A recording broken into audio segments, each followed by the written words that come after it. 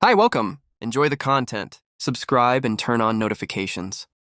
Michael Torres always believed that a life shared by two people was built on small gestures.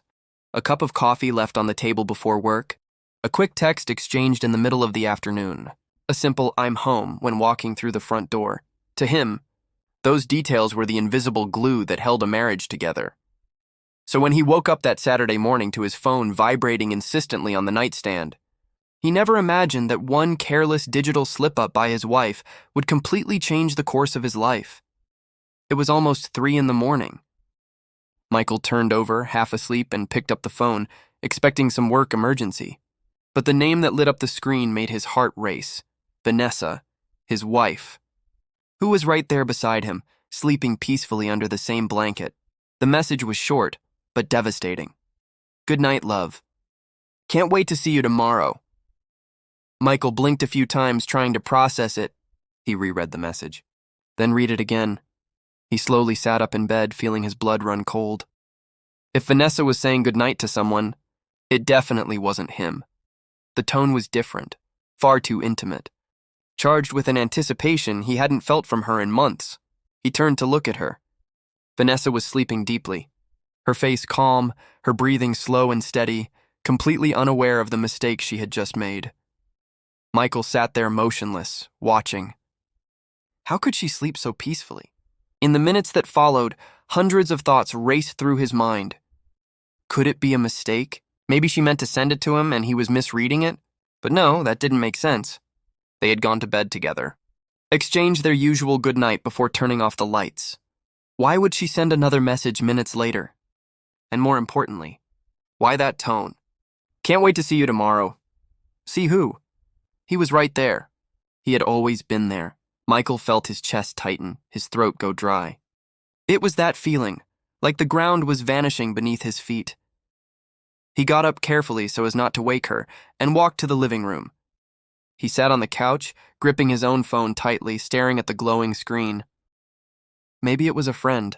But what friend gets a good night love at 3 a.m.? He ran a hand over his face and took a deep breath.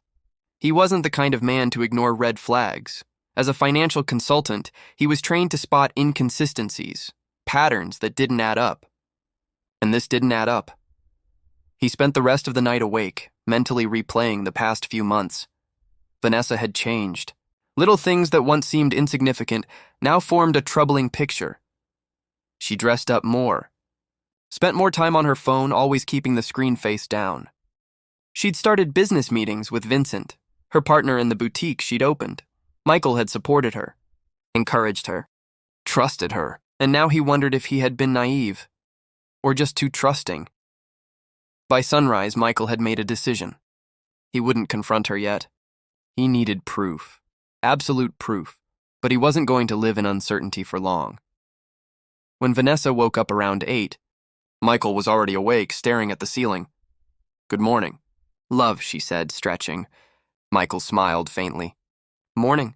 She kissed his cheek and went to shower. And that's when he saw it. Her phone, still on the nightstand, unlocked. Michael hesitated for a second, then picked it up. He went to her messages, scrolled, then saw it, an archived conversation. The name, V. He opened it, and what appeared on the screen confirmed his worst fears. Months of messages. Intimate words, photos, plans for secret weekends. "Good night, love. Can't wait to see you tomorrow." She had sent that to Vincent, her business partner. Michael's stomach turned. He started taking screenshots, every message, every photo, every lie. When he finished, he placed the phone back exactly where it was. Vanessa came out of the shower humming, wrapped in a towel, light and happy. Michael looked at her, and for the first time, saw a stranger. That afternoon, she told him she had a meeting with Vincent. Michael smiled. "Sure, no problem." But as soon as she left, he followed. He watched her drive to a boutique hotel downtown, the Pearl District. Moments later, Vincent arrived. They met. They kissed, long and passionate. Michael sat in his car, gripping the wheel. He didn't storm in. He didn't make a scene. He called his lawyer. "Michael, you've got everything you need," the lawyer said. "We'll file for divorce Monday. And since you invested in her boutique, you can pull your capital immediately. There's been a breach of trust. Michael smiled for the first time that day, not from joy, but from clarity. That evening, Vanessa came home pretending nothing had happened. She brought takeout, smiled, kissed him, and lied through her teeth. Michael just nodded, listening, mentally taking note of every word. The next morning, he brought her coffee in bed. "Wow, what's the occasion?" she asked. He sat beside her. "Your message from Friday night." Her face froze. "What message?" "The one you accidentally sent to me." She stared at the phone he held out, the message glowing on the screen. Her hands trembled. "Michael, I can explain," he shook his head. "You don't have to. I know everything. Vincent, the hotel. Months of lies," she broke down crying. "It was a mistake. I was confused. I still love you." Michael's voice was calm. "Love? You destroyed that word." He handed her an envelope, printed screenshots, every message, every image. "I'm divorcing you. The papers are ready. And I'm pulling my investment from your boutique." Her eyes widened. "No, Michael, please, you'll ruin everything." He crouched down to meet her eyes. "You ruined us. Now it's your turn to lose something that matters." 48 hours later, Vanessa was gone. Michael changed the locks. When she texted, "You're being cruel," he replied. "Cruel is what you did. I'm just being fair." By Monday, the divorce was filed. By Tuesday, his withdrawal notice hit the boutique's bank account. Without his capital, the business collapsed within weeks. And within months, so did Vincent and Vanessa's relationship.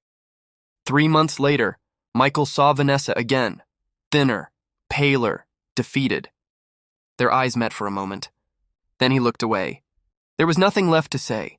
The divorce finalized 4 months later. Michael kept the house, the investments, and something more important, his dignity. Yes, it hurt. Yes, it took time. But he rebuilt. He went to therapy. He learned that betrayal isn't about being not enough. It's about someone else's lack of values. And slowly, he began to heal. A year later, on another quiet Saturday morning, Michael woke up alone, but at peace. He made coffee, sat on the porch, and realized the anger was gone. Only a scar remained, and scars are proof that you survived. His phone buzzed. A message from Julie, a friend from work.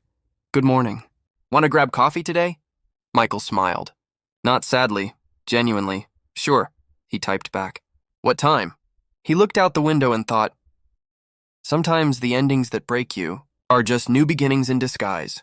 Thank you for watching.